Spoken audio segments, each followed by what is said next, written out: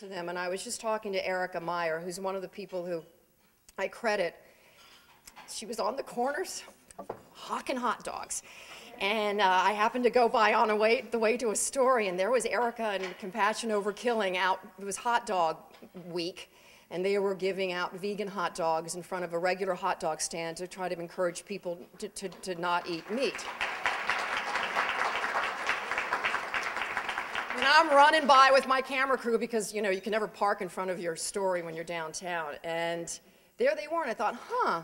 So I did a quick interview with Erica, and we grabbed a couple of hot dogs, and I thought, wow, that's pretty good, because it wasn't a tofurkey, it was a better one. I'd had the tofurkey ones. This is before I was a vegetarian, and it was like, I'm sorry, just between you and me, the tofurkey people, they got to go back to the kitchen. I'm not sure about that. And we did a quick interview with them and did a little piece on Going Green. Later, she took me to Java Green because DJ Kim was getting an award as one of the best veggie restaurant in the city.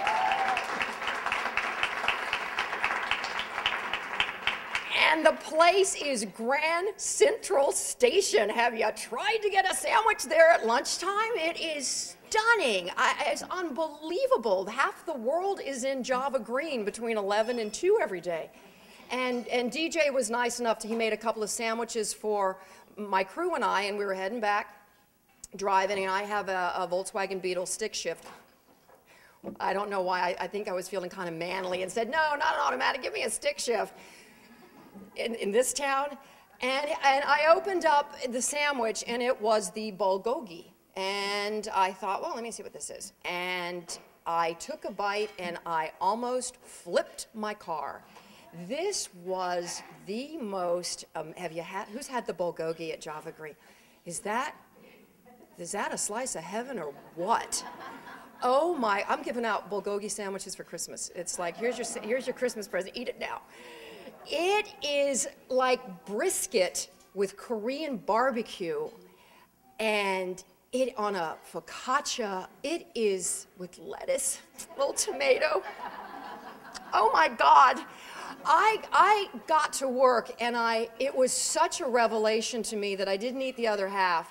I got to work, ran into the newsroom, and ran up to our assignment desk and said, take a bite of this. Take a bite of it. And you too, come here, take a bite of it.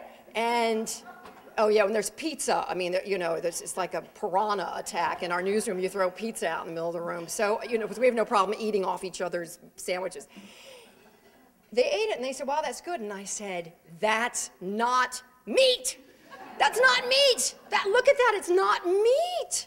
Oh my God. And then it's like the light bulb, the little CFL light bulb went off over my head. And I thought, I can do this. I can do this. Because you know, the animal cruelty thing gets to me because I do love animals. But I'm sorry, it's like I didn't know what I was going to eat. And I thought that vegetarianism was lentils and tofu and brown rice.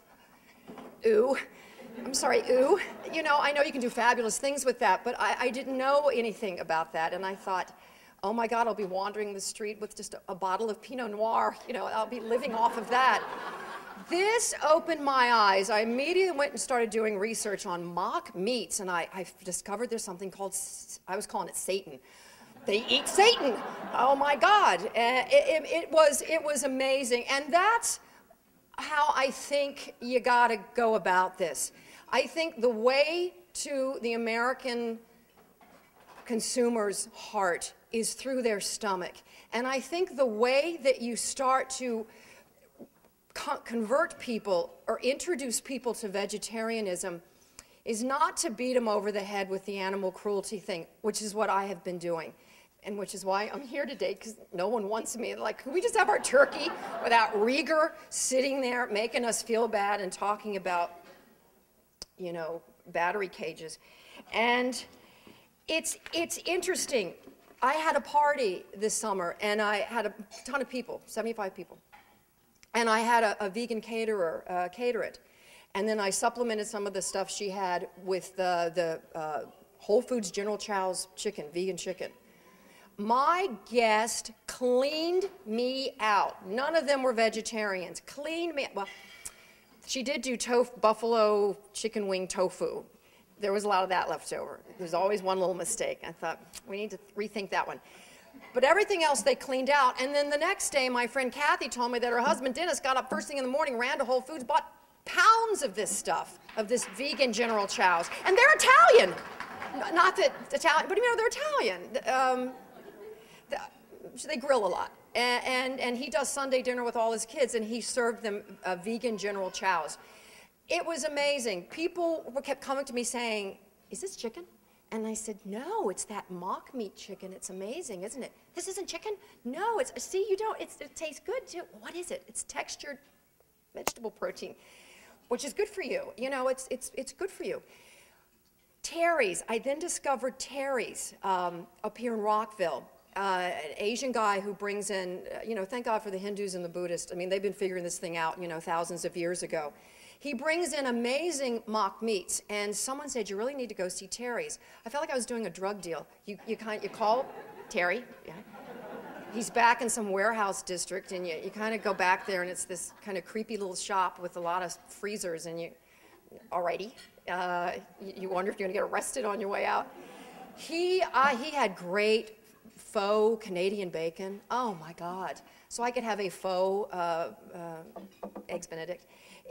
He had great stuff. I then took the stuff to my neighbor, who I think we're going to get her soon, because she keeps coming to me privately and saying, I'm not eating pork anymore, and I just don't want to do this. And I only eat, and I love this part, I only buy organic meat because that way it's not cruel. And I said, no, that just means I don't have antibiotics. It's still cruel.